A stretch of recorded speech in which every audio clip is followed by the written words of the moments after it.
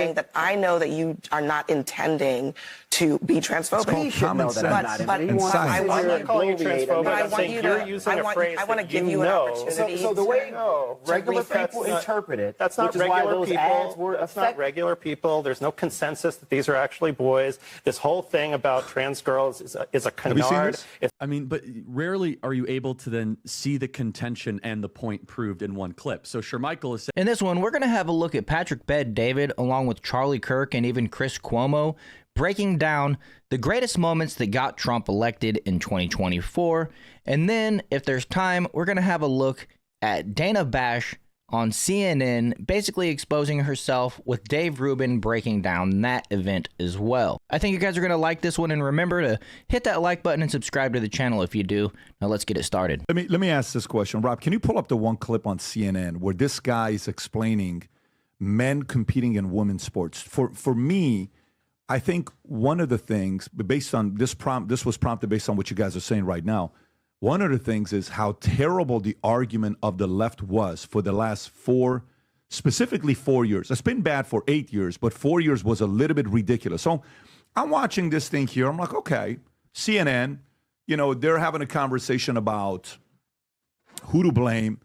And this guy is making a very, very logical. Last night, I'm at training with my son in the soccer. It's 9 o'clock. I'm there with the two trainers. One guy comes up who's a agent. He's here from London. And another guy who's a guy that played for Miami and Inter Miami, and he's not somewhere else. We're standing there talking. Guy comes up to me. He's on the tennis field. He says, I know this voice. I said, yeah. He says, you're Patrick? I said, I am. He says, I watch you all the time. I said, that's great. He says, I don't agree with you. I said, really? Yeah. I said, tell me who you voted for. He said, I voted for Kamala. I said, really? Tell me why you voted for Kamala. He says, well, I just think Trump, he's just like, he's got the TDS. And I'm like, okay, fine. But when it came to family, he's talking to me with his 3-year-old son on his shoulder. And in this argument right here, you lose that guy. Where that guy sits there and says, I don't agree with this guy. Rob, can you go ahead and play this clip? The families out there who don't believe boys should play girls' sports. They're not boys. I'm not going to listen to transphobia at this table. I am not going to listen to you call a trans girl a boy. Are you going to allow me to finish my explanation? When you use a word that's a slur, I'm going to interrupt. That's not how it is. They're not boys. But watch what he says. They're not Watch what she says to him. I'm not going to sit there and listen to that. Let's reset for a second, because, look, this is a really heated issue, right?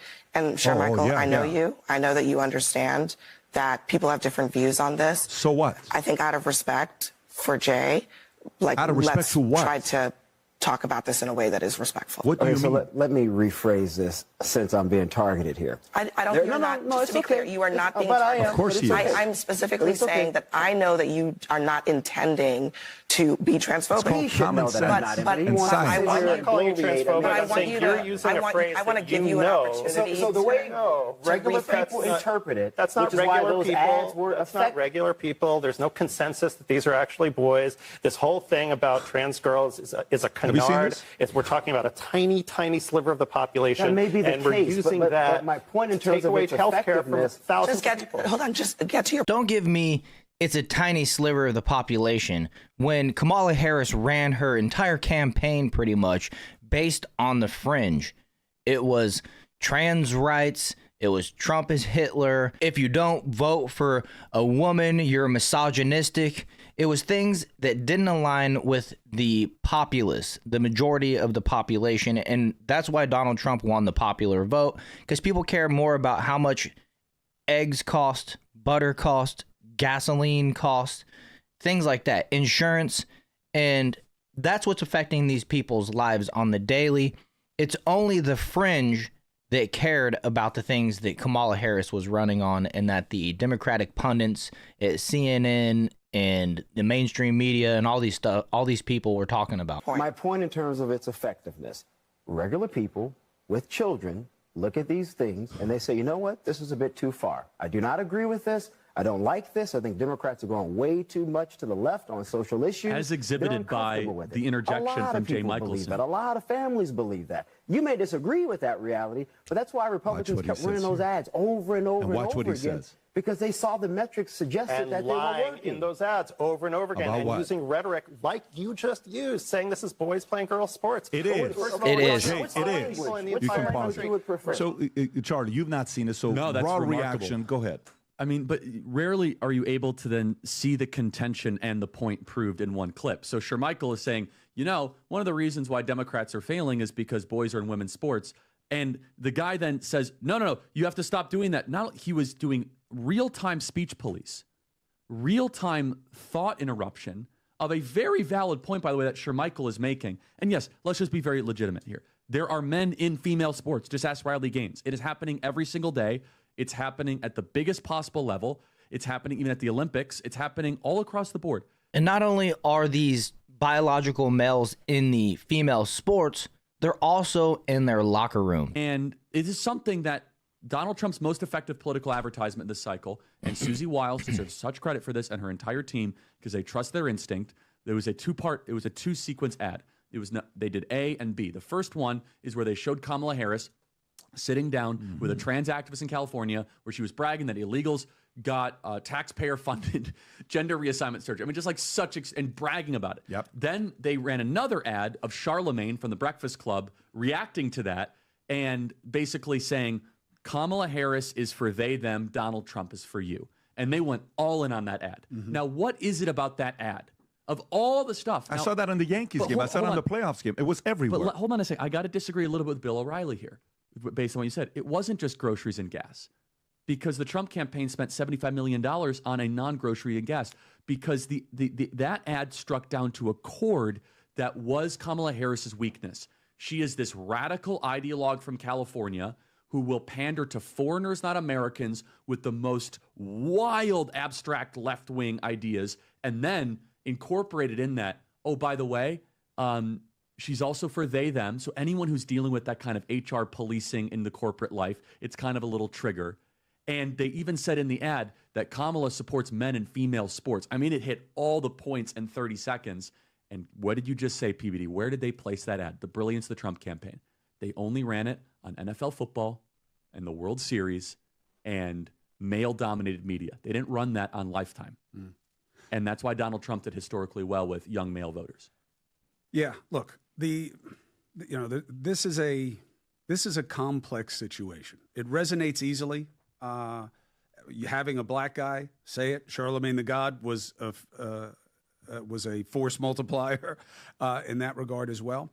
But look, the Democrats lost because they underperformed. All right, that is a really important thing to remember, because what does that tell you? It tells you they didn't get their people out. When you look at where Trump grew, he grew obviously with people who didn't vote for him before. So something changed in this election that made people stay home, and some of them who did go out went out for him. I think the economics are a big part of that. Of course. No, I'm not. I'm just saying that's an example. Yeah, that it's this not is a complete picture, though. Here's my problem with this issue, and I welcome this. I say all the time, you're not going to get a lot of parents to vote for you when you say it's okay that a guy my size is playing girls volleyball in high school. They don't like the idea. Okay. Does it happen a lot? No. Does it happen? Yes, obviously. We're talking about it. I am worried, though, that there is an offset on the issue, which is what happens most with the LGBTQ plus community. You forgot IA. IA. I have a problem with that. We don't care about what you think, Chris Cuomo. I let you speak enough. But I wonder if you guys noticed the same thing that Patrick Bet-David did, in that the ad that they just played was ran during the World Series, the baseball playoffs, and I believe also during NFL Sundays. I don't watch a whole lot of regular TV, but I did catch the baseball playoffs for the most part, especially when the Royals were playing. And I try to watch some of the football on Sundays as well. And I noticed, I was like, wow, they're actually running a Trump campaign ad during the game. Because all I had seen up to that point was basically pharmaceutical ads and Kamala Harris ads. I mean, that's like literally 90% of everything that we see, which hopefully we can do something under this Trump campaign to kind of remove some of these pharmaceutical ads that is just constantly, I mean, it's a constant barrage, right? I mean, they even do like little jingles just try to get stuck in your head and things like that. So as a side note, and I wanted to include this little clip here from Dave Rubin, where he breaks down CNN host Dana Bash, who accidentally exposes herself on air by laughing at a Kamala insult. So let's go ahead and play that. Dana Bash, who I suspect will not have a job much longer, and it's well-deserved, she had a Trump campaign official on, and they were also getting into it about this trans nonsense. Like, they can't stop. They just can't stop themselves. Take a look. So speaking of policy, your campaign flooded the airwaves in the battleground states and on national cable, even on networks and streaming during NFL games, with ads specifically focused on a trans issue. I want you to listen to some of it, and we'll talk on the other side. Even the liberal media was shocked Kamala supports taxpayer-funded sex changes for prisoners and illegal aliens. Every transgender inmate would have access. Kamala's for they, them. President Trump is for you. That's right. The transgender community in the U.S. is very, very small. It got really outsized attention. There are a lot of people who say that your campaign demonized the trans community as a way to present a wedge issue for perhaps men of color, suburban parents. Why do you think, and I know you believe that those ads worked, why do you think they worked? Well, first of all, we didn't demonize the transgender community. In fact, this really isn't even about transgender issues. This ad is really about misplaced priorities. At the end of the day, it is a small minority of the country that thinks taxpayer dollars should be spent on that sort of thing. And when you have a majority of the country who is saying very clearly that they don't believe the government is working for them, they're worse off than they were 4 years ago, the country is in the wrong track, and then to see a presidential candidate who is saying she's going to move this agenda forward and that's how taxpayer dollars should be spent, it just doesn't comport with them. They don't think the government is working for them. People want the government to be doing what their priorities are. Yes. And frankly, spending taxpayer dollars to give transgender surgery to prisoners is just not a priority of the American people. And that's why the ad was effective. It's about misplaced priorities on behalf of a leader. So it was using the top issues that are most important to voters, the economy and immigration, and presenting it through an ad that was very memorable. Were you surprised that the Harris campaign didn't respond in kind? Not particularly, because at the end of the day, it was her words right there very clearly. She was on camera owning that position. And you know, the ad did something else too, which is really important. It positioned her as the ideologically far-left liberal that she is and always was. We saw when she first came into the race, there was this whole rush to try to erase the history of Kamala Harris, who was rated literally the most liberal senator in the U.S. Senate in 2019. And by the way, that was taken off the internet. We know that many outlets came out and said she was never the border czar. And then ultimately, I wouldn't be surprised if she voted for Donald Trump, because she had anonymous aides go out and leak that she was actually supporting his positions now, whether on the economy or the border or otherwise. So she really couldn't run from her words on that one when she was on many other issues. Yeah, good job, James Blair. There's a good spokesman for a campaign and for an administration, if that's a job he's looking for.